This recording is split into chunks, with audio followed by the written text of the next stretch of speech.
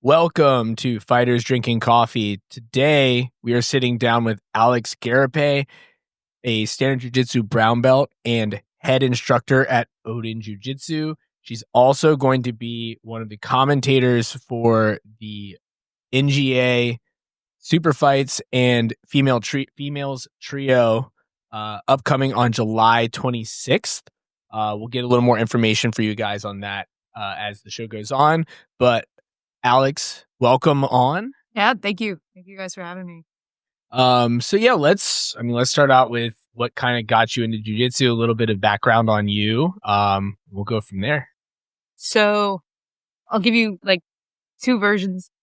What got me into jiu-jitsu was as soon as I graduated college, I started working in inpatient psych. And when I did that, I kind of had the thought, like, if anything were to happen, I'd want to know how to get out of it. And most fights go to the ground, is what I thought. And most people are the least prepared to deal with things on the ground. So I walked into Ryoma Academy in Frostburg, Maryland. I started training in 2013 there and just really loved it. And I think like once I walked in the door there and started doing it, jiu-jitsu has just always been something that's like lived in me. I just didn't know what it was. Like, I have two brothers. We spent a lot of time like being monkey and wrestling each other.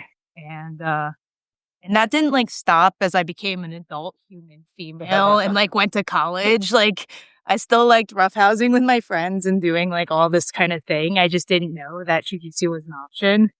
And I was playing other conventional sports, but once I found it, I was like, this is it. This is the stuff. So awesome. So did you do any other sports while you were in college? Do you have any other like grappling sports background or any other, I don't know, contact sports or anything like that prior to jiu-jitsu? So I've played so many different sports, but the ones that I was like most involved in prior to jiu-jitsu were I was a big time snowboarder. I feel like there's overlap in like kind of extreme sports or sports where you're like basically it's you versus the task and you have to like sit in it and perform until you're able to accomplish the thing, like skateboarding, longboarding, snowboarding, all of those things where like you're just going to eat shit repeatedly until get it right. Yeah, until you understand it. Or you don't. But then I was also a volleyball player, so just very conventional sport. I played volleyball in college for a couple of years and then after that, but I did basketball, lacrosse, swimming, tons of sports. And really like another reason to bring me to jiu-jitsu was like, once I graduated from college, it's not like people were getting together to practice sport, but all of my coping skills like that I had as a human person were through getting to decompress at the end of the day and play and being engaged in the sport. So to not have that outlet felt like crazy to me. And then as soon as I found like martial arts, I was like, oh, this makes so much sense because really like if you sign up for a rec league for volleyball, I'm like playing on the weekends, like once a week. And it's like that to me, I'm like, I want to improve at a sport. I want to be coached. I want to like get better. I like don't want to just like do the play. I want to like actually improve myself. So Do you think that the competitiveness of sport too is even if you're not competing, but if you're in the gym, there's kind of that natural competitiveness when you're playing, when you're doing jiu-jitsu. Like, do you think that that's something too that you need outside of just like rec? Like that's why that's not like those rec sports aren't necessarily you're gravitating toward?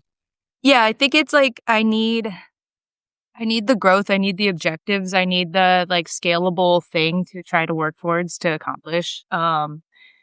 And it's hard, like in a team sport, to like be in control of that thing completely, you know? So like when it's individualized, like it's all on me, my performance when I'm training. So all those choices are my choices and like everything that's happening is going to be up. So all of that drives like and feeds into the thing that I was like looking for. Your story actually, Mike's is a little bit different. You speak for yourself, buddy, but he was a wrestler. Yeah. Played football. So he was like bashing into dudes for years. I actually was a swimmer too. You can hear me, right? Yeah. Oh, hell yeah. Okay. But like similarly, I graduated high school and I was like, I need a thing. Yeah. You know, like I need a thing to do. I didn't know I would end up with like a community of people. That was like a big bonus for me.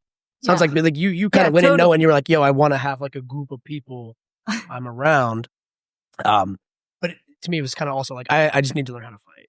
I just wanted people I wanted to be in a room where people were driving forward. Like I wanted to be in a room where it wasn't like we're showing up and it's free play and people are popping beers afterwards and it was like that. Like I wanted to be in a space where like I'm like trying to whatever it was gonna be, I'm like working to improve in that space. So I don't know.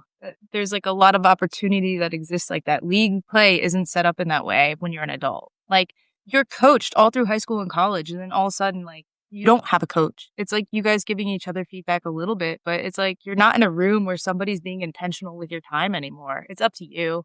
So I was like, I want somebody to have that task and like to drive our room and to like be in that space. That feels good. Yeah, no, it makes a lot of sense. I mean, it's like you're preaching to the choir. But Yeah. We get it. No, but you're right because there's not really a lot of like where else do adults do that? Like, you just got me thinking about it right now. Like, so where like, else can adults do that? CrossFit, I think a lot of people fall into like that because you're like, you show up and you're coaching and you're kind of like driving towards the same thing. And obviously like you're improving in your weights and your training and stuff like that. But I think there are areas, but it's like they're not in like the conventional sports typically, or not that I'm aware of. I mean, I work in recreation, but it's like I don't think that it exists. You can take on creative outlets, and I feel like you could get like painting, and you can do things like, and people are going to tell you what to do, and it's like guided. But no, as you become an adult, it kind of like falls off in terms of our like a physical athletic pursuit of our hobbies, unless you're performing at such like a high level. You're a pro in something. Yeah, exactly. But like that's not most of us, you know. Really seek out like those specific, like if people want to go and pick up like, oh, I want to go do, this would be right after college, but like go do like U23 whatever sport and try to succeed at like high level or whatever. It's the only way that you're going to get into sport and have like a coach or you want to get into like in that environment, actual league sports outside of like recreation, like rugby has it. Like you can go and get into some international, like highly competitive, you know, they're recreational, but it's a different thing level. Where you have like, you're practicing. Totally. Know? I mean, like, guys, they go play basketball in Europe, or like people will play football at like a smaller league, or even baseball. Like it does exist, but like you still, even to be there, you have to be performing so well to get to that point. So no, it's interesting. Like I feel like, again, like this is just maybe you got me thinking about it right now. I don't really feel like America we do that much. Like Europeans have like a club recreational soccer thing where like bros will. Yes, they drink. They get a little hammered, but they have like a soccer club. Like they hang out and they don't need to be pro athletes, but they'll be a part of like a club. They have a system. Yeah. They have a system that's like, that allows them to be athletes. Yeah. Like and they're they traveling for something. games and stuff for that too. Right. Like these guys are, it's like organized. Yeah. It's like a little more elevated. We have offerings around social sports, I think, but it's like not, again, it's just not as elevated. It's not as involved. And I was looking for that level of involvement because that's like how I can shut my brain down finally and just like be a little bit outside of that headspace that I get trapped in all.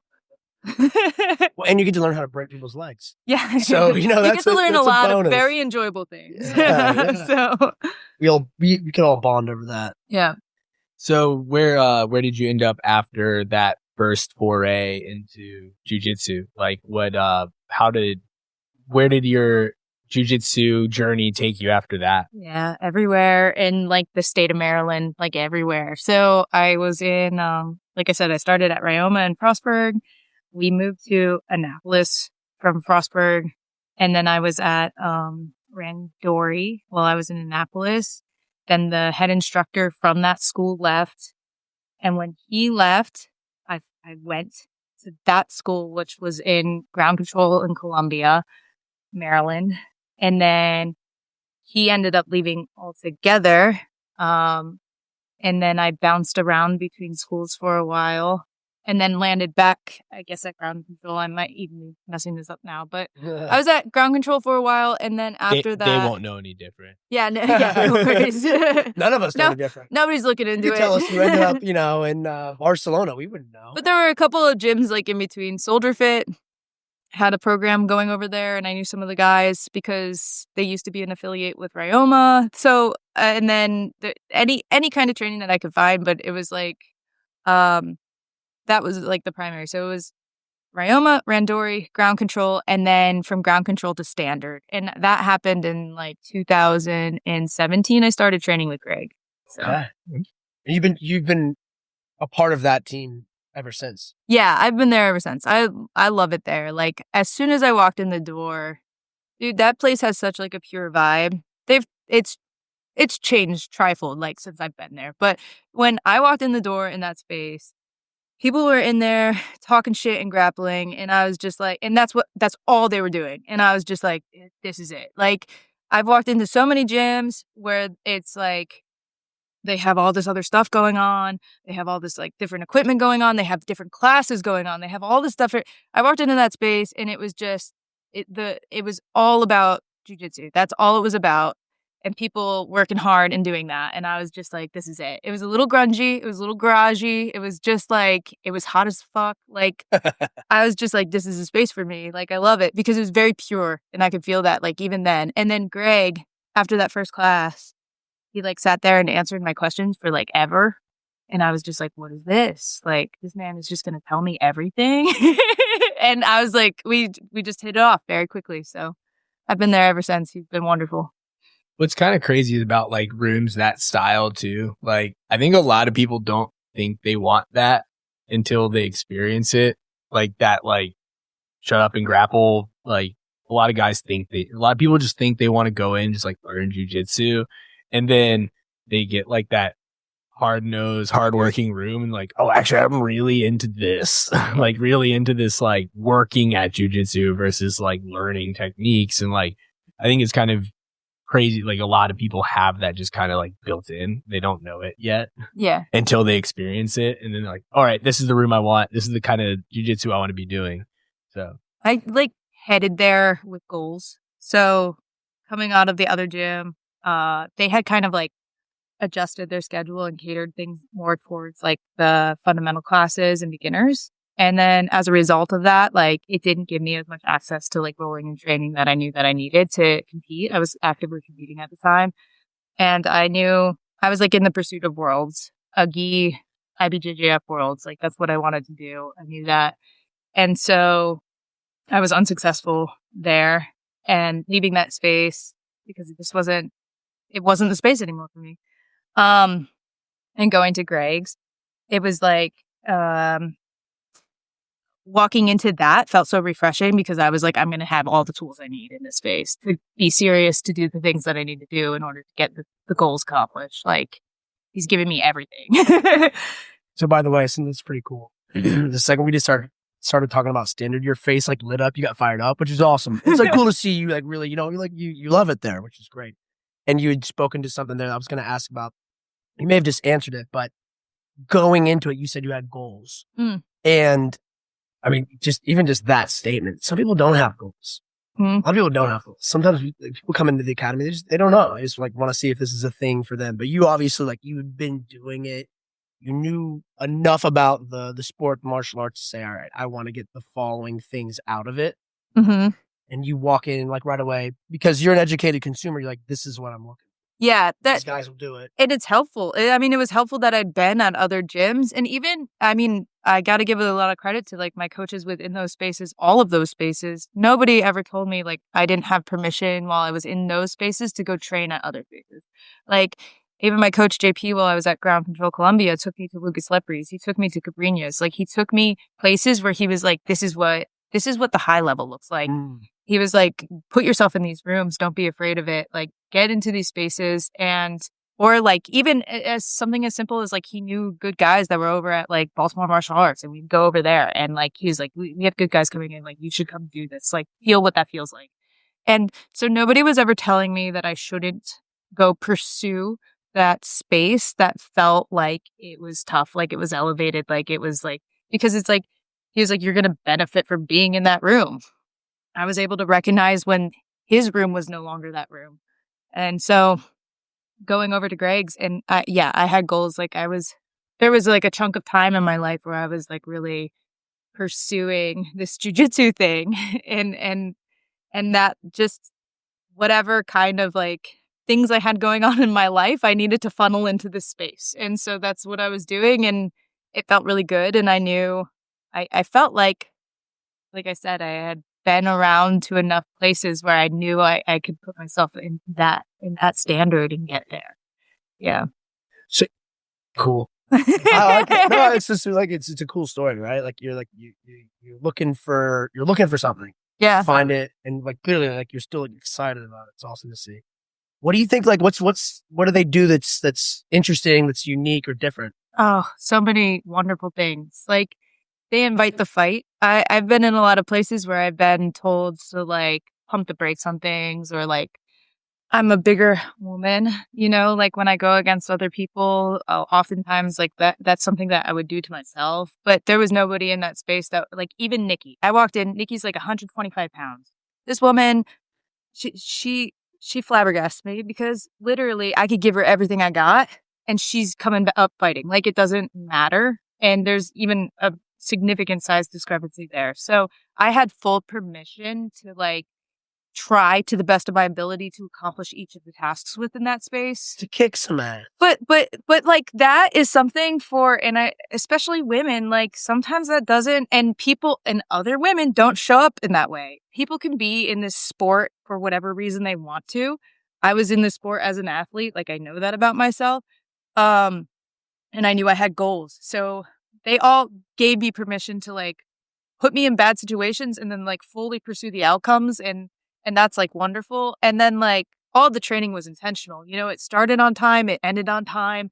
It was all based around like these skill sets that we needed to develop, or I needed to develop specifically if I asked for the extra work, So there were so many things that were done well there. I just love, like, if I'm coming to you and I'm an athlete and I'm telling you what I want and I'm showing up for you, a coach that also respects my time with giving me the stuff that I need. I mean, you can't beat that exchange. Mm-hmm. That's exactly what that looks like. And so I gave that everything I had.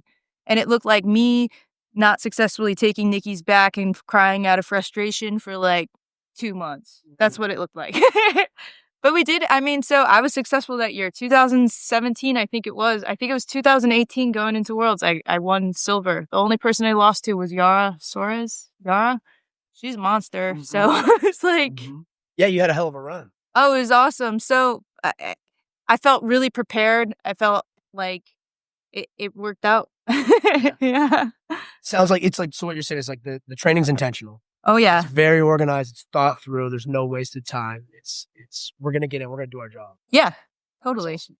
Yeah. All the rounds are kind of timed out. The format is timed out. And like, you go in there and you get all the stuff that you need. You're going to have to look at basically like all the classes are set up. So you're going to be looking at standing. You're going to be looking at guard passing. You're going to be looking at pinning positions, and you're going to be looking at attacking. You're going to get all the stuff that you need. And you're going to have to get real looks at it because, Greg doesn't deny you the true environment in which the tasks are going to be accomplished. So you actually have to fight through all that stuff. I mean, just conditioning alone, from going from like a traditional gym, drilling and technique, to playing these games all the time. Even at that point, it was like, holy crap. Hard work. Yeah. Yeah. Like, it's hard work. Yeah. So. Hell yeah.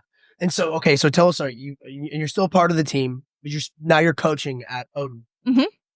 How does that happen? Yeah. How does that happen? I had a baby. A baby. I had a baby. And I was pregnant in 2020 and I had my kid in 2021. So not a complicated time to have a kid at all. No, yeah, it was great. My sister had a kid around the same time too. There wasn't a lot going on. But life must go on. Yeah.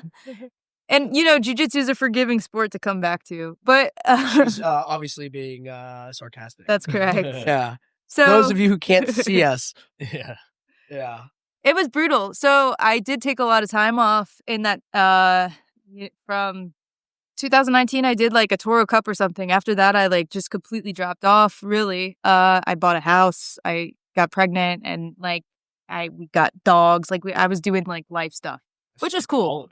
Man. No, it's really cool. Yeah, we just accelerator. So like, but up until that point, I was like really hard into the jiu-jitsu space. So I was like, okay, you know what? Like I felt really good about what I had accomplished. And then I was like in a new space to like be an adult and like do some things that I wanted to do likewise. So I was doing that.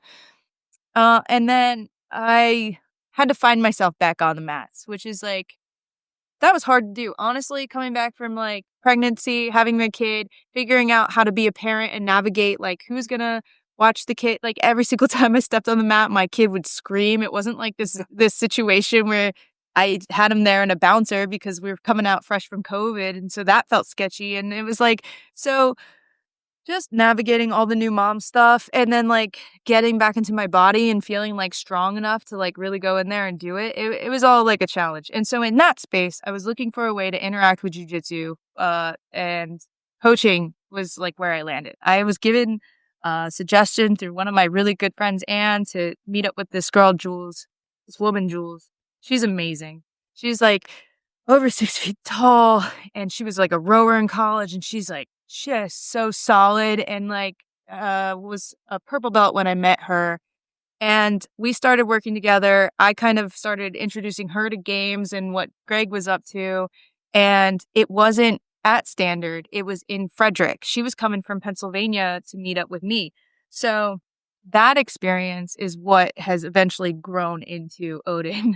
And I bought Greg's like old mats when he replaced them. And we were putting them down in a classroom in a rec center. And that's where it all started, was just me working with this one individual. And it was her learning this new thing, which was the games, but me learning how to interact with jiu-jitsu again. So it was like this like really beautiful thing happened. And from there, it like took off. I ended up like finding this Parks building that was empty and only used for costume storage. And I had those mats permanently installed in there and the space cleaned out. And then more people started coming and more people wanted to learn about games. And so then I was able to like finally get strong enough that I could go attend regular classes a couple times a week. And then also now I'm attacking it from like, I'm trying to develop an understanding of CLA, and I'm trying to understand like, okay, like what is the framework that these games are built around?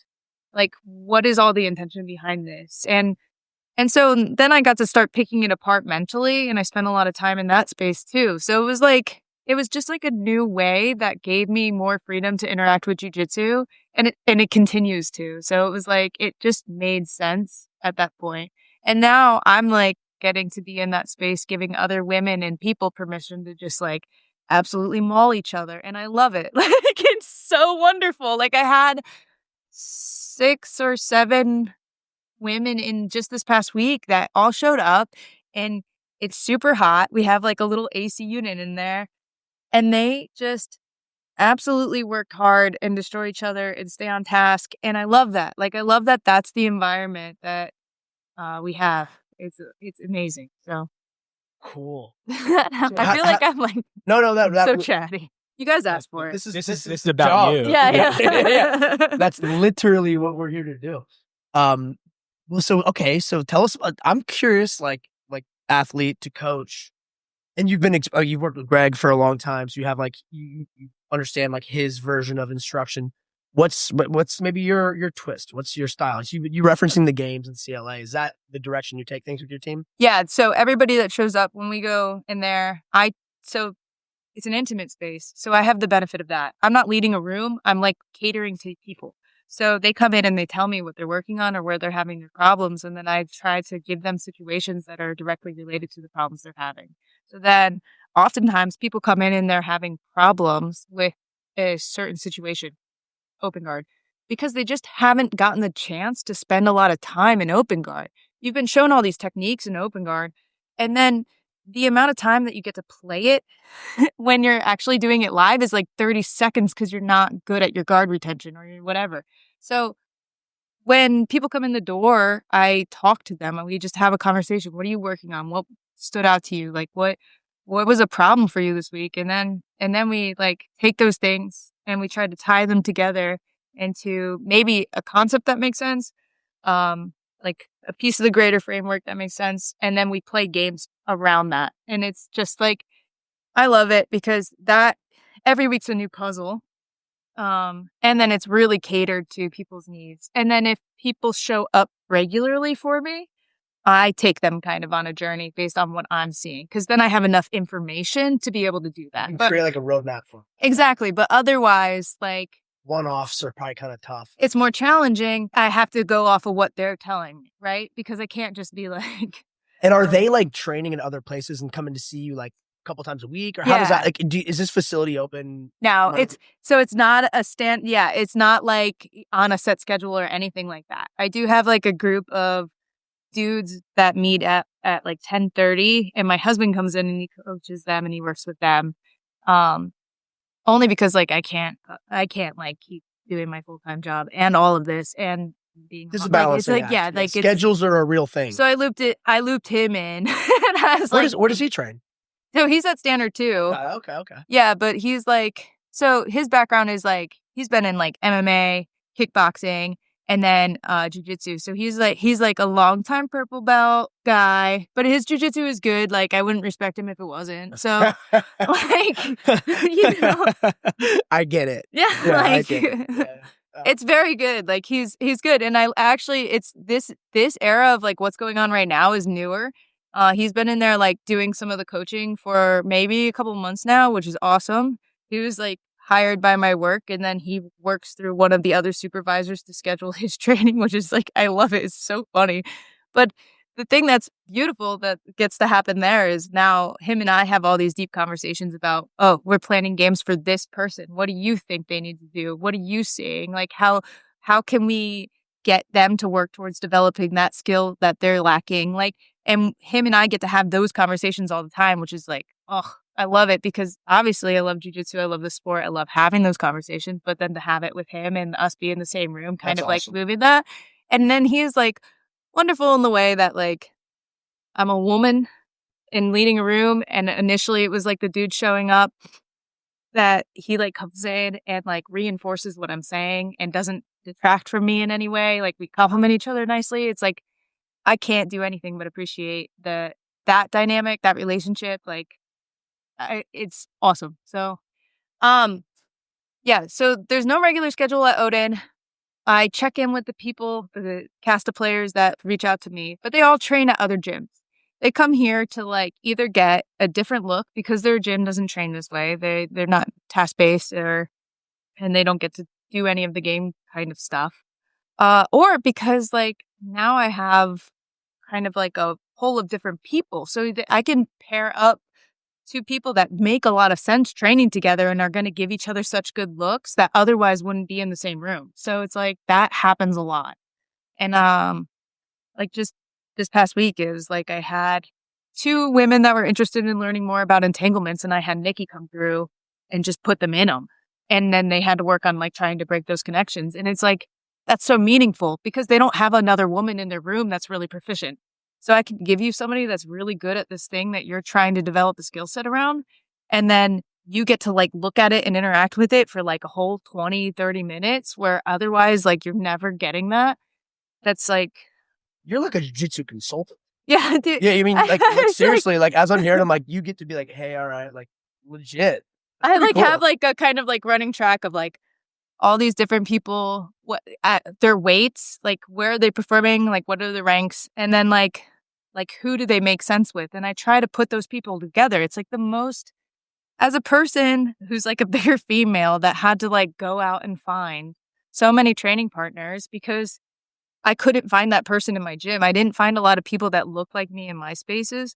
Like if I can facilitate that for other people, I feel like that's a gift. Yeah. So yeah, I mean, you're saying you've had to, you understand the value of a really well set up training session, the right person doing the right things for the right reasons with like a simple but really impactful objective. Oh, 100. I mean, matched with all the other stuff they're doing, their background. It's like, you get it. So like jiu-jitsu consultant. That's you are. Just like, You yeah, I'm just trying. Well, That's cool. awesome. It's like it's almost like a supplementary or like workshop space too. It sounds like Totally. you come in, you have the things that you need to work on. You have someone who's going to work on them with you. Like that's super productive. Like it's a very productive, like we actually started adding those in at our gym. Like it makes a world of difference for people that, because otherwise you're in there working on whatever the pathway is Totally. that everyone needs to be, that they want everyone to be working on, or if you have on a curriculum based system, or like, hey, we're all working these positions, but you don't need to work those positions. Exactly. Right? So yeah, like people waiting around for like that technique to come back around in their Yeah. curriculum or whatever. Like it's like you bypass that. I'm not ever looking to be a full-time school. I just don't have the capacity, like in terms of my life. Like it just doesn't add up to that. But I think like I'm just trying to like elevate the little pieces of that community that I can have access to or are interested. You know, it's like you have to kind of take it upon yourself to go find that thing if you're not finding it within your space. And if you're a person that recognizes that and you have the ability to go find it, and if I can be a part of that, I feel like nothing but gratitude for all of those things. I think it's positive. do you have a specific place you want like Oden Jiu-Jitsu to end up at? Like, is there like like not like an end goal, but like a specific space in which you want it to be living? Like, do you want to have this be a thing, even if it's not like a full-time school, but like a program that people can attend all the time? Or like, do you want to expand it beyond what it currently is? Or, you know, what do you see for that? It's a good question. I mean, it has been growing organically. It's grown to the point where like I've had to recruit my husband to be involved in it. We've had to get more mats in there. We had to get wall mats up. We've had lots of people pass through. I just think that I really like this way of interacting with it, and I don't want to change it. I don't want it to become like a regular class schedule. I don't want it to become like this team. I think like the major benefit of it is that this is a Parks and Rec program. All of the funds that are collected go back to the Parks and Recreation Department. The only thing that I get is like comp time for leaving the office or taking on extra work. And I think that I like that it doesn't directly compete with the schools that are around that are offering regular classes. And also, it's a small space. Like, it can't compete in that way. Like, we are limited by the size itself. And so I think it's kind of like a niche and an outlet, but it's not like, I don't see it becoming an actual school. I've been offered these opportunities that look like teaching at actual schools. And I just don't. I've worked the desk at a school before, and I've participated as a kids coach, and I've been like the women's coach at schools, and I've done these roles. This is so different and specific and meaningful. I don't want to move away from whatever this is. I'm going to keep whatever this is going. You found your niche. Yeah. And the limitation is what brings, like, it's rewarding for you and it's valuable for the students that you get to work with. Yeah. And honestly, it sounds like you've created the like recreational club program. Yeah.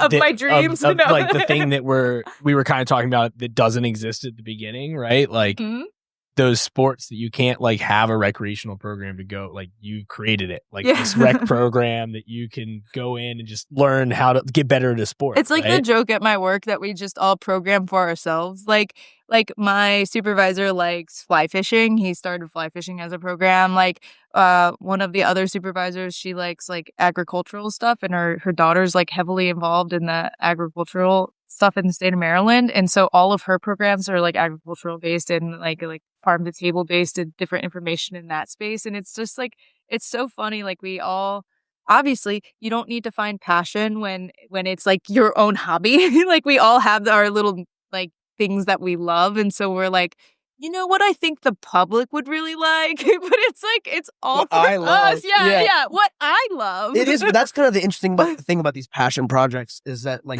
it's like you're setting out a tractor beam for other people who are like, I like that shit too. Yeah, like, yeah. They don't know, but it's because it's like low cost or maybe free in some cases, and they're like there's no fewer barriers to entry, so if they don't want it, they don't have to. Right. But if they do, they got it. Yeah, exactly. And that's like our whole, I mean, that's what I'm trying to do as a whole. I'm like trying to bring what jiu-jitsu is to me, to everybody, but like not jiu-jitsu, all the stuff, like anything that you could possibly want to do as a hobby, because people need hobbies. They need to get out there and play something because people are not happy.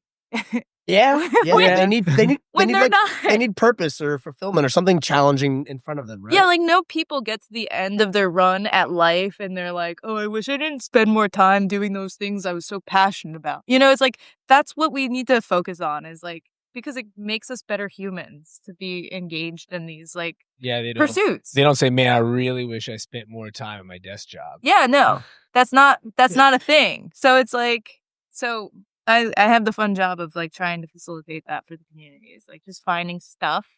And obviously I was like, oh, my stuff should be over. I also want to. Like, I'm trying to do this. I'm a member of the public. Yeah. And as a member of the public, I think we should be supplying the public with jiu-jitsu. Yeah, that's what I think. It's a good one. You're like, we're doing task-based games because I like task-based games, and you're doing it. That's and they're right. thanking you. That's right. I will say, like, I came from, I mean, JP, my instructor that I had over at Ground Control, and I followed him from Randori. He's an Alliance black belt. So I had all the traditional technique in the world you could possibly have going into my purple belt. I mean, I was like eating that stuff up. I loved it. And I think more so if I thought about it more deeply, I loved being stubborn about finding it within the game. Like that is where I feel like, and that's why like when I came to Greg and I saw games, it like really resonated with me because it was like, oh, okay, you're going to put me directly in the situation that I need to try to accomplish. Oh my God, it makes so sense. But when I was learning technique, I was eating that stuff up. I loved it. Like, and so I'll throw people a bone every once in a while. And what I mean when I say that is like, I'll show them a technique. I'm not a purist. I mean, you're not so hardcore into the CLA that Greg can like, I'm not afraid of him. He can like he can stand on his own 2 feet. He's prepared to do it. Yeah, no, he can like shoot me up and spit me out if he wants to for saying that. But I don't also care. Like it's fine. Like we have a good relationship. Yeah. So he's not gonna. So you think so like some people do obviously people learn differently. So would you agree that there's some people that thrive more in CLA format or thrive more in that like the traditional format or like do you think that those two like schools of thought like have like a place? Yeah, like for certain people and certain like learning process, like there's people that learn better one way versus the other, and like there isn't the be all end all of like you have to do this one or this one. I will say that, like, me personally, if I'm consuming for myself and I'm, like, for myself, I think it's CLA. I think that's it. Like, I think that technique tricks you into thinking that you have the pieces, but you don't, because you're not doing them within the context which you need to be executing them. You're doing them outside of the environment, which is just somebody basically laying there and letting you drill or whatever that looks like. So until you can execute them within the environment, which is going to look really different for you than the way that you did it while you were drilling, then you are not actually doing the thing. And I think it's, so it's tough with jiu-jitsu because there's so much information and there's so many different things and so many variations and things that can happen. So it's hard because that's so much to wrap your head around as a newcomer. But if you have a good coach like Greg that can break it down to really simple tasks, then you get to actually interact with the real environment immediately as you're starting. I think that's so helpful. I think what a lot of people experience is they're given these chunks of information and then they're left to find it within the environment themselves. And that process is super hard. And then I also think that if I tell you one solution to fix one problem, you might get hyperfixated on trying to find that one solution to fix that one problem when maybe your build is completely different than mine. And you have a solution that might be more effective or you're more attracted to that's quicker than what I showed you. So instead of you spending time trying to implement the thing that I found works for my body, then you can break it down into smaller tasks where you can actually like interact with it and make it work for your own body. So I am kind of like, I definitely lean towards CLA. I think that is the future. I think that is much more effective. To me, learning technique is like learning to bump set and spike and then somebody telling you to go play volleyball. It's like you're left to try to put all those other pieces together. And it's like, that isn't really effective. There's a reason why people scrimmage. Like, that's real. So nobody's going to do that without doing the other thing. With us, techniques are just one solution for one problem. And I think it puts the blinders on to all the opportunity that exists in those same spaces. So, but if you can acknowledge both things, and I can say that to you, I can say, here's a guard pass. Maybe let's try it this way this time, but understand it's going to look this way for me. It's going to be completely different for you. And as long as you can make it effective, then that's what matters. Then there's so much open space there that's okay. I think what's problematic is like people that say that this is the end all be all and there has to be a perfect technique and you have to do it this way. This is the only way to do the move or it's the only way to accomplish it. Everything about that makes me absolutely like furious. And I think it's because it's like, especially as like a woman in this sport, this is so like relatable. And I feel like that's why all these girls like are so open to this thing specifically. Like I looked at like a 6-foot tall dude that's like telling me that it's gonna work this way. And I'm like, dude, like you aren't me. Like we aren't the same. And like that 125-pound girl is not the same as you. Like it's not gonna work the same. This isn't the end all be all. It's gonna look different for all of us. And it does. Every single time you watch a match, like the way people make their technique work is adjusted to that specific environment. Like, so like, let's not say that or subscribe to that idea because it doesn't exist. It's not real. And it gives like a really top-down power dynamic that I'm just like, get out of this sport. It doesn't belong here. It's like, all of that stuff. Yeah, so I do like a hybrid format when I'm teaching because, I mean, I don't know all the answers for one. Like, I don't know all of it, but I mean, like you're saying, there's so many different people out there and different ways to do things that like, you can show them one thing, but it's like, hey, like this is just an example for you. Yeah. Like, this is how I do it, but doesn't mean this is what's going to show up for you in the moment. And people want that. Like people do, like I get asked about that all the time. And then, so the first thing I do is acknowledge that like the information I'm about to give you is an example of one movement pattern that's going to work to solve the problem you're asking me about. Beyond that, this is really what you're interacting with, you know, like this is really what you're trying to do from these positions, like, or this is why you're effective or ineffective. But speaking of ladies in jiu-jitsu, should we talk about the trio? Absolutely. Oh, yeah. We talk about it. I I'm sure we could keep talking about this for. I was waiting probably for a nice 2 or 3 segue. business days consecutively, but yeah. So yeah, honestly, we got NGA July 26th. The main event. Smash this thing. The main event, I guess, like is the women's trio. Yeah, so like bracket of 8. There's 2 like major things for the week for the weekend. We have the females trio. They're competing for a $1,500 first prize. That's a pretty big deal. There's 7 teams. That's the main thing that Alex is commentating for, right? Love to see it. Love to see it. The secondary thing for the day is the men's King of the Pit. So it's like a 200-pound plus bracket. And I believe they have 8 people for that, or at least that was the latest number. That might change leading up to it. But that one is also competing for, that one is $350 cash prize. So I mean, it's gonna be pretty cool. There's some money on the line. Yeah. So that's gonna be fun. I'm so excited to watch people fight in the pit. I'm so excited. Have you been to a live pit? I haven't. It's pretty cool. I haven't. And I imagine it is. I love it. I love the introduction of the pit to jiu-jitsu. I love the lack of fleeing. I love the the momentum of the match isn't affected. I love the novelty of the jiu-jitsu that can happen at the angles that are created. It's like all super interesting. I can't wait to see what happens there because You're I gonna think be it's front row seats. On yeah, the mic, no, I'm gonna be screaming. What is going on? I can't wait. And I know, I will say this. I know a lot of the women that are entered, just like organically, like honestly, people reaching out to me for suggestions for teammates has been part of it. So it's like, oh, you have it. Who's on your team?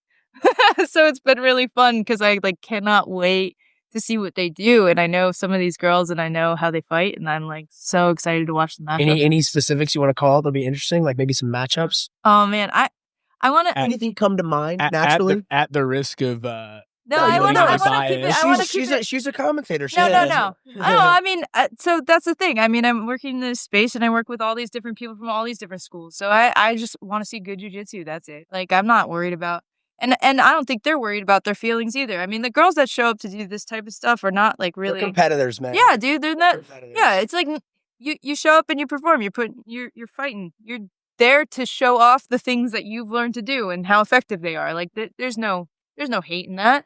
So, no, I mean, there's a bunch of people that I'm excited to watch fight. So, and the girl that looped me into this whole situation, I'm excited to see her. That's Jules. And so, Jules, ha ha ha. Ha ha ha. Yeah. Is that her name? No. Oh, it's like whoa. Is it Jules? Ha ha ha. I'm like laughing. No, Julia Perkins. And she's looped me into this entire situation. So I think you said tricked earlier. Yeah, I believe. Looped is I like that. She lassoed you. Yeah. But We're having fun. It'll be super fun to watch her go out there and do her thing in Nogi. I've seen her. Is she a teammate at Standard? She's not. She's actually, so she's this woman that I was referring to that I got started on with the mats that came to me like several years ago when we started working games, and she started getting me back into jiu-jitsu after having my kid. And she's just this like, You guys are old buddies, like good friends. at this point, yeah, absolutely. Good. Yeah. So, but like no biases, guys. Are there any specific like potential matchups? Like you said, you know a few of the teams, like who's on some of them. Are there any potential matchups that like Might see some you would be head-to-head, super like, excited This for? guard meets this. There are, but I don't. I like, I want to make sure that we have like confirmed lists and stuff. Yeah, it's fair. Okay. Like, Still locking down matchup. yeah. Is there anyone you would like to see there? I mean, man, We got 2 weeks. We could just get them out of We the can woodworks. edit just some call of people out. No, I won't, but it's fine. We can still get them out of the woodworks, maybe. I will tell you that I like the women that I have found out that are going. I'm really excited to see. And I told them all that I'm gonna just like make shit up about them as we're doing this. Okay, so I will speak to this because at the last one, which was the last NGA, was really entertaining. School is at High Noon, which they're hosting it at High Noon. Yeah, again, they're hosting it at High so Noon. I like that. You're going. I know you now. Asim, our buddy, he's the sponsor, and he invited me to go to this thing last time. And so, the most exciting, I've talked about this like 5 times in the podcast, but like the most exciting matchup of the entire day was the tag team match between the gals, and it was Gina and Becca, I think, were the two. Yes. Did you see it, Mike? I watched it Some after. clips. Yeah. I believe it was, but they're from different teams versus the Enlisted 9 girls, and it was an awesome matchup. And the Enlisted 9 girls are like exciting, and they're gritty. They fight. Yeah, love it. They fight because you see like some jiu-jitsu styles are like kind of like maybe a little more like the finesse martial artsy side of things, and then you have like there's like a spectrum of that. There's like the really finessey martial arts end, and then like the gritty, like this is a fight. Yeah, like let's throw muscles around. And there's a ton of people who are like on both, like Yeah. in between or whatever. Anyways, but they have like a ton of grit, and they have good jiu-jitsu as well. And so, anyways, it made that matchup crazy exciting. I don't know what the teams look like in the trio just yet. I just haven't seen. I haven't seen any names, but I haven't seen any of them announced yet, like who they are. But I Yeah. bet they'll. I mean, I hope they're invited because they brought so much energy, and like it was cool to see. I forgot their names. And so they have to stay under 450 pounds. So I'm interested to see what that looks like because I know, like, if it's like a balanced distribution, or you have somebody that's like, I'm right. Well, you interested to can see, do like, 3 girls at 150. Yeah, Or or you like- can do like you said, there's like I guess light, middle, and like heavyweight for all intents and purposes. Yep. Yeah. So, So the I'm like- strategy comes into play a lot. So Exactly. Here's a question. Yeah. If you were building a team, Oh, what would be like the strategy you would put together for like the people, or like, because there's a bunch of different ways to do it, right? You could have a bunch of people that are all around the same weight. You could have one person who's bigger that you're like, all right, I want this person to hopefully clear out all the teams, and I'll have like my number one person and a couple small people just to make sure that I can have my bigger person or whatever. Am I coaching the team or am I on the team? You're the executive director of the team. I'm Yeah. coaching. Well, I was could gonna be, say you could be yeah. the captain or the coach. I'm not too worried about that. You can decide that for yourself. Or if I'm on it. Because You're- if I'm you're on building it, team. then if I'm on it, I have to consider like my own weight because I'm a bigger person. So I'm like 165 normally. So then That I'm leaves 290. yeah. Or if you So did, like, a lightweight or whatever. Yeah, like what would you do? So- For the sake of conversation, so we give you some more direction. Let's say you want. yeah. So then I'm looking for somebody like Nikki, super proficient at legs, that's smaller. Because she's also a great size because even though she doesn't weigh as much, because she's around 125, she has really good length to her. So she's super good at stabilizing and getting in on people's legs. So I would be absolutely looking for her because I think that could take out even bigger people that she's up against. Her style's threatening against almost all types Yeah. of people. So she's wonderful at that. And then I'd be looking for like a solid, like 140-pound wrestling type brute. That is Yeah. what I'd be looking That's for. interesting. Somebody that, because I actually sometimes can struggle with that body type exactly. Because they fit into like all the space that I can't take away well. So I would want somebody that I felt like was pretty solid at coming up against that exact thing. And usually those two fare well against each other. But when they get against a lighter person, they're too strong. They outmuscle them, and they're also small enough that they have like a hard time, creating space with somebody like that. And then they get against a bigger person. Like I said, that's the struggle for me is that they fit into all the small space. So when they're like guard passing and stuff, it's hard for me to put stuff back in front of somebody that is able to fit into those little spaces and is strong and stable. So that's what I'd be looking for. Well, I guess we probably should have made you knew it because we talked about it before, but the rule set for this, for those of you who aren't aware, is submission only. There is referee's decision. This is trio, so it's going to be more similar if you watch Quintet. So like they have 3 people, they're on one team, and one person can run through a whole team if they want to, or you're basically looking to eliminate all 3 people within your match from the other team. Like that's the ultimate goal. And so you have 3 matches essentially. Sometimes more. Like it can be up to 6 technically, right? Does that math out? No. Oh no. It No, can be because 3 people have to be eliminated. Yeah. And like one person can be the eliminator of all 3. And then the other side of the bracket with the other team will go. Yeah. So they'll get a break. Right. Yeah. And then I guess they could elect to come back in against whatever next up team.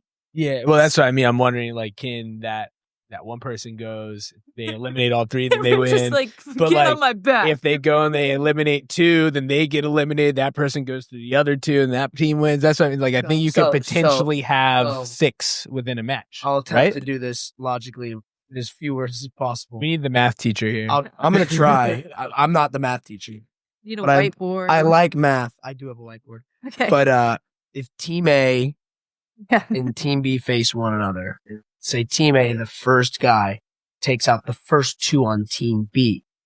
Right? So there's one dude left on B. Yeah. Right? We're here.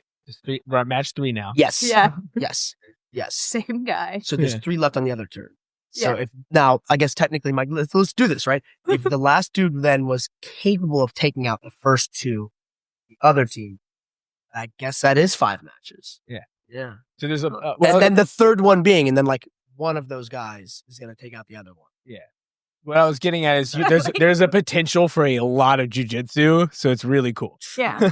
That's mainly what I was trying to Let's get leave to. it at that before Yeah. before the listeners have to be like, There's going to be a lot of jujitsu there. Well, Hey, and look, it's going to be in a pit. if you're listening, there's going to be a lot of jiu-jitsu. A lot of We can jujitsu. guarantee. There's a pit. There's going to be there's- matches. Alex is running the mic. Matches. She's going to be talking mad shit. I'm I'll excited. I'll for it. study up. I'll study up before we get there. And I know that there's the King of the Pit, which is gonna be pretty cool too, which you're gonna be rotating in for commentary on as well. Which is all 200 plus. So you get to watch all these big boys. I love that. Like, it's try the to. big It's boys. all big boys. 200s. 200 and up. So How many guys? that one, Shoving each other into Yeah. the side of the pit. I'm actually kind of excited for it. They have Is it so stable? It's not like seven. It's decent. It's stable. It's yeah. decent. I It's- think they have like plywood under. Are we gonna feel it like when they're shoving each other around? If you're Maybe. leaning on the mat, Well, I leaned on the mat. I was leaning hard. I was like, 7 people for King of the Pit. so they're probably, And it is probably trying to 8 get teams right now for trios. Sweet. Damn. So That's such good numbers. I love that. yeah, so that's gonna be pretty cool. I think they might even have some other stuff. I know They they're usually do talking mix about in other sprinkling like in super some other fights. ones. And, Get some kids in there. They will. Yeah. They'll have some kiddo matches. They'll have like some teenagers or something like that. Children are wild to watch. Children are wild to watch. So dexterous. They anyone just- we know on the KOTP? I Nice. Yeah, know, yeah. I know. I only know of one person who's in it right now. Which is Will Bullock, Okay. Okay. aka the Hype. Sick. So he's in there. That's Is the only that one I his know name? of. Yeah. Does he go by the hype? So that's the only person I know of. You need a nickname, dude. I should get one, right? What should it be? Well, it used to be Top Gun, but I don't think I can rock that one anymore. Why not? I don't know. I don't feel like coming out to that You're not- to Danger Zone anymore. Yeah, It's kind of weird now. It's to like a use the pilot shtick. thing. You don't want to Yeah. like steal valor from those bros. Yeah, it was cool. The one walkout was pretty dope. It is kind of nice. But yeah, so we know one person, but other than that, it's gonna be kind of cool. We'll have a nice little surprise. Oh, I'm sure it'll start releasing actually probably by the time this podcast is out. So this will be releasing the Tuesday prior. So by the time this is out, we'll probably start having the actual names Right. releasing. So we'll start getting some That's of those hype. posters. Yeah, I don't know what the rules are about talking about people I ahead don't of think. that. I don't think it's. It's like laid back. Yeah, I think they want to run a good event. You people show up. I don't Yeah, think, yeah, You yeah, spoiling matchups. I don't. I mean, If they we can had come the at us. information, we would give you a couple athlete profiles for sure. But This is a small local business. These Yeah. I mean, if we help them make some money, I'm sure they'd be like, just say whatever you. Yeah. Like, you know what I mean? This is Knuckles, what bro. the third show, I think, third or fourth show. Good question. I know. I mean, I've been to one. I know for sure there was one. I think you might be right though. This is the second one at High Noon. Though. Oh. I know that for sure. I know they have a couple more that they're working on for up here in the Northern Virginia area. The greater DC metro or whatever you want to call it. So I know that they're looking to make a pretty good slit hold here. So that's gonna be pretty cool. I mean, I'm excited to go. Yeah, dude. Oh, They yeah, ran it. The yeah. last one was awesome. So I'm pulling for these guys. Like I want them to do more. And Yeah, it'd be fun. if We need you more guys- events like this. If you guys are looking to go, Yeah, pimp it out real fast. The way that you can find the live stream, I'll put all of this in the show notes as well. So you guys will be able to click on links and, copy, paste and see this in real time rather than just from my voice. You can get the live stream on millions.co/NGA. That link will be in the description. They will have a food truck on site. This will be at High Noon, which was a pretty cool venue too. So it was a good place to watch the event. If you buy the tickets or go and buy the tickets on the website, they're $30 for adults, $15 for kids. But if you use the code NGA, so that's NGA5 off, you'll get $5 discount on your tickets. But you can also get tickets at the door. So if you're, got some other stuff coming up or whatever, you can get there last minute and get your tickets on site as well. It'd be cool. People fighting for some money. They'll have fight of the night, or match of the night and submission of the night. Sweet. So there's gonna be some good, some money getting thrown around for people.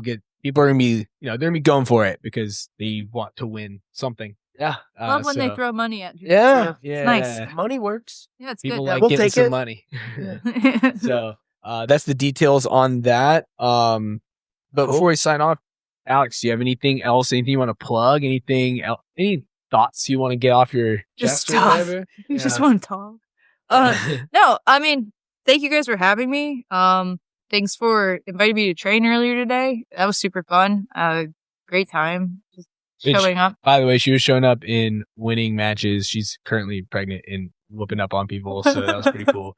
Will not be denied. Yeah, man. Just got into my 3rd trimester. Oh, Yeah, like hell yeah. Hardcore. It's good judgment. You're like, you're like, nah, not this. No takedowns, no Yeah, takedowns. yeah. It was safe. It was a safe environment. People were wonderful. People were wonderful. It's been a cool experience. Yeah. But yeah, thank you so much for having me. Thanks for inviting me to come train. I love this stuff. So anytime I can be like in a new situation, new room, new people to talk to about it, happy to. So thank you guys. Hell yeah. Oh yeah. Awesome. So again, guys, that was Fighters Drinking Coffee. Same as usual. Make sure to like, follow, and subscribe to the show. Drop those reviews as well wherever you do listen. The 5-star reviews help. If you have any commentary, feel free to drop it to us, but 5 stars. You can tell us certain things suck or whatever. Just the 5 stars. Yeah, just give us 5 stars. Yeah. Do the 5 stars. You can give us 5 stars and say we suck. That's fine. Doesn't matter. 5 stars is what works for the algorithm. It moves us up, gets us in front of more people, and then we can keep growing this community.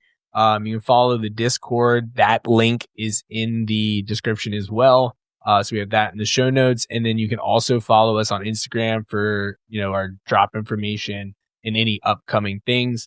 So that is at Fighters Drinking Coffee on Instagram. So yeah, guys.